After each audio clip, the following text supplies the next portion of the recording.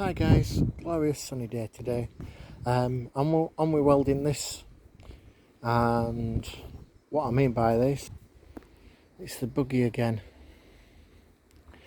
I've got some support pieces to weld in. It goes from that edge to there onto the roll cage. So I've made sure the front of the buggy is level with the path. I've just put some axle stands, and because the ground's so uneven where the wheels are that are holding up the suspension, I'm going to have to jack it up, put it on axle stands, because otherwise when I weld me pieces in, the whole chassis is going to be twisted. So I'll get back to you in a sec. Well, I've done it again. I've messed up. Not a major one. I cut these bars here to length. Yeah? Now, the problem was I cut them to length before it was straight. Now it's straight.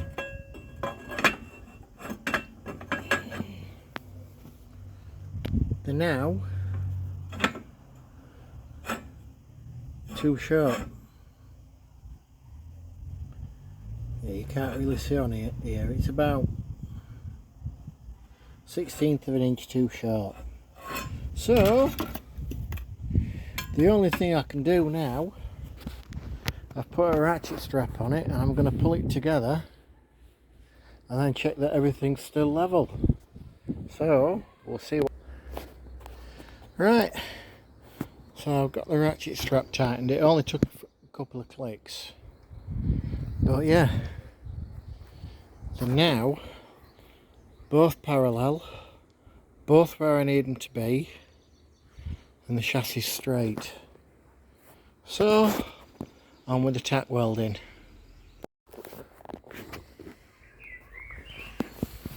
Right, I know it's not the best welding in the world, but again, that's alright. That's alright. I've welded the tube on first, then folded that over, and then gone over the whole lot again. However, that side still need to weld, etc. But the main thing is, it's still square. There's enough metal on there to stop it warping now, so here's hoping. Right guys, I've got a question. I think it's a good one. Do you think I've got enough suspension travel? In a normal car, on the car that I took the engine out of, the suspension travel was 5 inches at the front. Here I've got 14 inches of suspension travel. I'm just wondering if it's going to be enough. I think it'll cope with the off-road bumps, don't you? But we'll wait and see. Next thing I'm going to do is work out where I'm putting my shockers. Hi guys, back again. I've just been working my suspension out, and let's just say it's interesting. So I've got that at the top of the travel, I've got that wheel at the bottom of the travel. I know I've only got 4.5 inch at the most travel on my springs. So where I've got the tape measure now, I'm measuring from there, if I can hold the tape measure still long enough, onto the frame there, and it's in between 14.25 and 14.5. So now I'm going to measure the same point on the other side.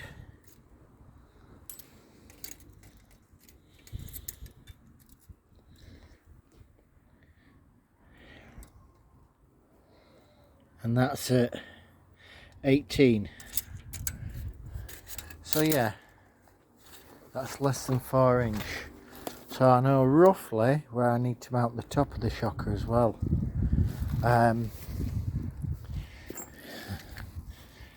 But I know the lighting's terrible. I've already made these little brackets that I need to weld on. Yeah, you really can't see much in this shade. On there for the bottom of the shocker. So I'll get them tacked on because the chances are we'll probably move them. But another thing I want to point out while I'm here. Do you think I've got enough steering lock? It's only a short vehicle. But yeah, from lock to lock, I've got about,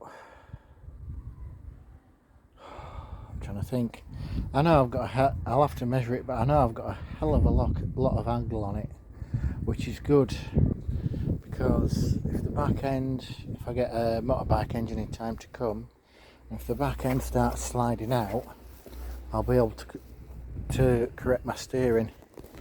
So there you go.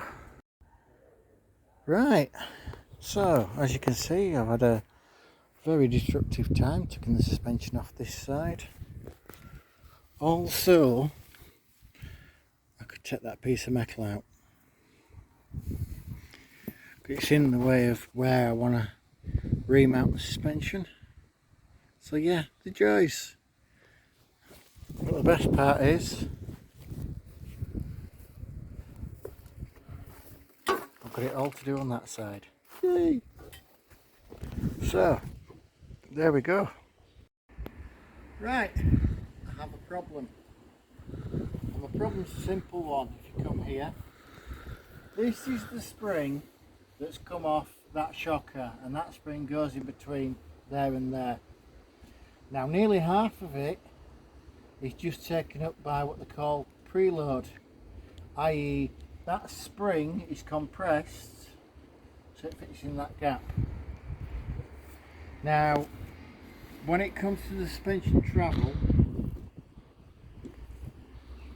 I'm trying to work out where to put the spring in the shocker. It's not fastened on, it's just resting, but there it moves. It's just moving the rubber. It's too tight. So this is how light the car is.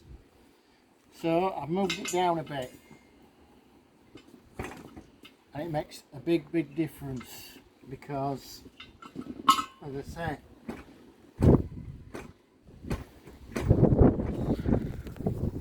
right, the other thing is I've got nearly 14 inches of suspension travel from the bottom to the top. That's at the bottom. I know that when I brake, it's only going to sink about that much. The amount of travel that's in these is 4.5 inch of travel. I say I've got 16 at that end. So come round a bit, B, so you can point that way. So to make it nearer 12 inches of travel as far as the shock is concerned, I brought the mount in. So I've got roughly 12 inches from there to there, which is the pivot. Because I've only got 4 inches, well, 4.5 inches of travel, although this is higher at the moment, I need to make the shaft in the spring 4.5 inches to about there, and that's where my shaft of the shock is going to sit. That's the first problem, because then I know I will have enough travel for my shock absorbers to go all the way to the bottom and all the way to the top. Right, second thing, if you come round here, B,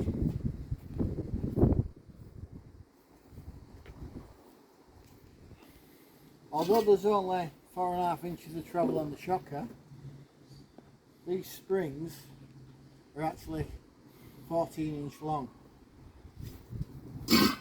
And if I lift up get a better grip, then I lift up the front of the car and put the spring there. Now, from the floor to where it sits now, it's gone down 1 inch because we've already measured this, so not a problem. So when I stand on it, it goes down 2 inches. So that tells me two things. A, from the back axle to here, there's only about £100 worth of steel. It's dropped 1 inch. And the reason I can verify that, when I stand on it, it's an action stand to stop it moving, it goes down 2 inch. So the rate of the springs is for every inch it absorbs another £100. That's the first bit of the puzzle. The second bit of the puzzle, before I get to the question, from there to there, I'll have to measure it, is about 11.5 inches, so nearly 12. So let's just say there weren't any, what they call, I'm trying to think of the word. Preload? You've got, no, not kilos. Preload. Preload, right. Yeah. Brandon reminded me of what word it was. It's preload. Right? So if that's 14 inch, which I think it's less than that, I'll just get this spring back out.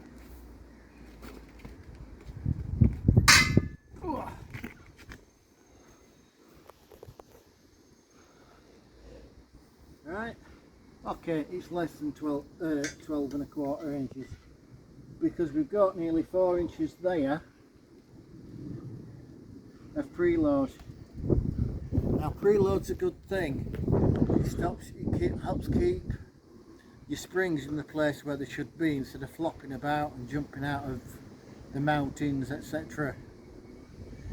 But we don't need, if that's 4 inches, we don't need £400 extra of preload.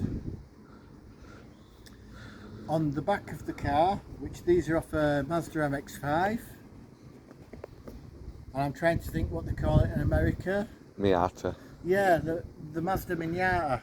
Miata. Yeah, it's close enough. People will know what I'm getting at. Now, there I understand it. Because you've got more than £400 at either side spread across the axle in total. So, and with it being at the back, you want a bit of preload there so there's always pressure pushing down. This is on the front. The main thing that's important here is I need about £100 worth of preload, because there's about £100 there in weight, thereabouts. So that gives me roughly how much preload I actually need. And the main thing I want on the front is for the suspension to be relatively soft. As I said to you before, that's 14 inches long, so that spring from being fully extended like that to being fully squished, there's £1,400 worth of preload. Sorry, £1,400 that spring will take. Yes, it'll probably snap before that, but roughly, without going into details, that's how how springs are rated. You know, they'll have a certain poundage per inch. Now then, if I have really soft suspension at the front, the problem is as soon as I hit the brakes, it's going to nosedive. So, let's say it's going to weigh a lot less than this. Let's say it weighs 600 kilos, right? At to give you a clue, in between 40 mile an hour and let's say 80 mile an hour, just for easy reckoning, because I'm not giving you exact figures. If I locked up the front wheels and slammed all on, with it being 600 kilos, I'd probably have in between, at the 40 mile an hour range, in between 1.5 times the weight up to 80 mile an hour. I will have more than double the train weight, i.e. the weight of the movement pressing on the front. So I'd still need at least, as a minimum, even if I put bump stop in here, 1,200 pounds. So anyway, I've bored you long enough, but what the question I'm actually getting to at the end of all this is, do I chop the springs or not? Or do I find some different springs? Like these ones. The steel's the same thickness, bar, or spring seal should I say. The sit, as the shocker's compressed, and I'll just grab the other one and move it here. Although they're a shorter shocker, they do actually fit in relatively the same amount of space. But instead of having 4, possibly 5 inches of preload, this has 2. And the only difference is, apart from the length, when you come to count the actual coils, this has got 2 more coils in. So if I went and got some, because these shockers originally they had a rubber mount on because they were off front of the car with a bearing so it could pivot, are off a Nissan Micra. I don't know whether you've got Micras in America or not, but again they are 4.5 inches of travel. Yes, I know I've got the weight of the engine there. I've got it on axle stand so it won't show properly, but yeah, when I put my weight on there, I know I'm quite happy with the rate that they're set up at. So I think if I get some micro springs on it, that'll solve a lot of problems, because that's the other option. So that's option 2 that I could go for. Option 3, which isn't really an option, I could look at other people who have grass trackers like this, and usually on the front 2 springs alone they spend 350 quid minimum. That's more than what I spent on the entire project so far. I've spent about half that so far. So yeah, in the grand scheme of things, that's not going to happen, and they'll probably spend another 500 quid on the rear shockers as well. So let's say you wanted an uprated version of that, you're talking at least £1,000. That's probably 4 times the amount that I've spent on the project. So, answers on a postcard, but before I go, when you first came round here, I got the spring resting on there. I know I was saying about 4.5 inches high, which would be approximately that angle but further in. At the moment I've got it resting against the steering rack. I trust my engineering. As you can see, at that angle it's a lot softer. So as I say, I can do something, I can work out exactly where it needs to be, but I know it needs to be approximately that there. Because again, just to repeat what I was going on about earlier, that's set at approximately from the frame a 40-degree angle, and that's so much more stiffer. Would end up bouncing. Yeah, that's not going to absorb the shocks.